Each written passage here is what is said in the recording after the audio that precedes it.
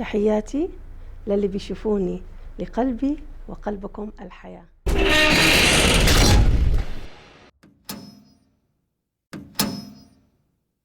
اليوم حلقة جديدة من برنامج قفل ومفتاح. لكل سلم أشخاص قادرين على الصعود عليه، ولكل مشكلة إلها حل. المفتاح بإيدكم، وما في شيء يصعب علينا، ما في شيء مستحيل. كلنا بنقدر نبدأ نحط مشاكل غيرنا، كلنا ما بنقدر نحط مشاكلنا على غيرنا.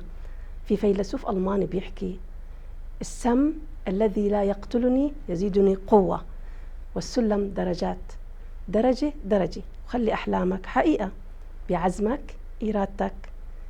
والسؤال كيف نبدأ؟ كثير بنسأل هالسؤال، كيف بنبدأ؟ أهم مفتاح بنجاحك هو تنظيم الوقت.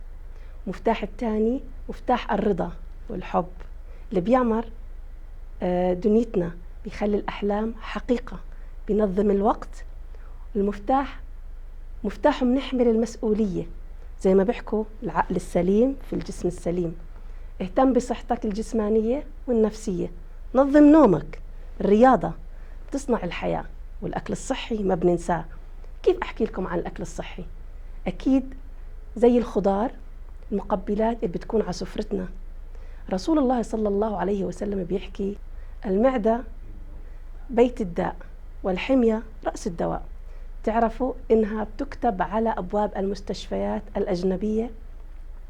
عمليات الأيض في جسم الإنسان إذا كانت منظمة تمنع الاكتئاب، بتحسن العمل، بتنظم الوقت.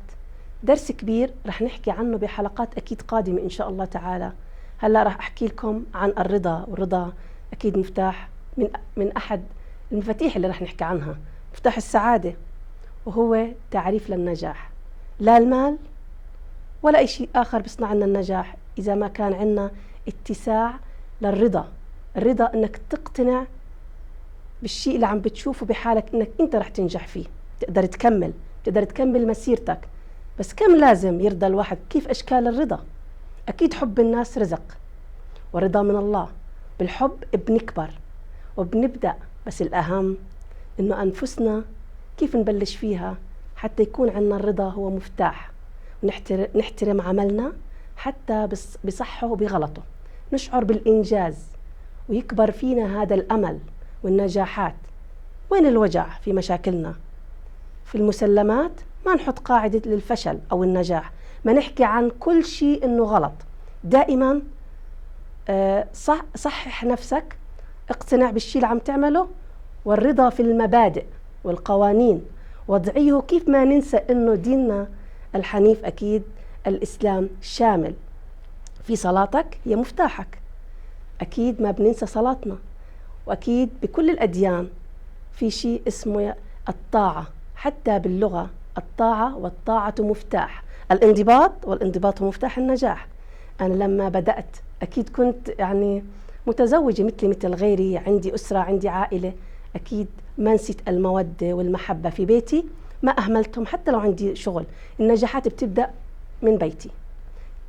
صح كان علي صعوبات أكيد ومشاكل، ما في بيت ما بكون خالي من المشاكل أو أي شيء. طبعا لازم أرضى، والرضا كان سبب مني، وأكيد إني وصول إلى أهدافي. أكيد بوقفة شريك حياتي معي دائما في كل خطواتي، ساعدني، ما خلاني أوقف عند حد معين، ساعدني بطموحي، ساعدني بتحقيق أحلامي. والحمد لله رب العالمين، الآن أنا أمتلك مفتاح النجاح بيدي. أينما أمشي بكون معي مفتاح النجاح، كما أتمناه لكم يكون معكم هذا المفتاح في حياتكم. تابعوني بالحلقة القادمة، أكيد في عنا دائما قفل ومفتاح لكل النجاحات. ما في شيء بوقف عنا لهون، كل مرة حيكون عنا قصة وهدف، وكل مرة عنا مفتاح وعنا أكيد حل لهذا المفتاح. كيف نبلش بالنجاحات؟ لقلبي وقلبكم الحياة.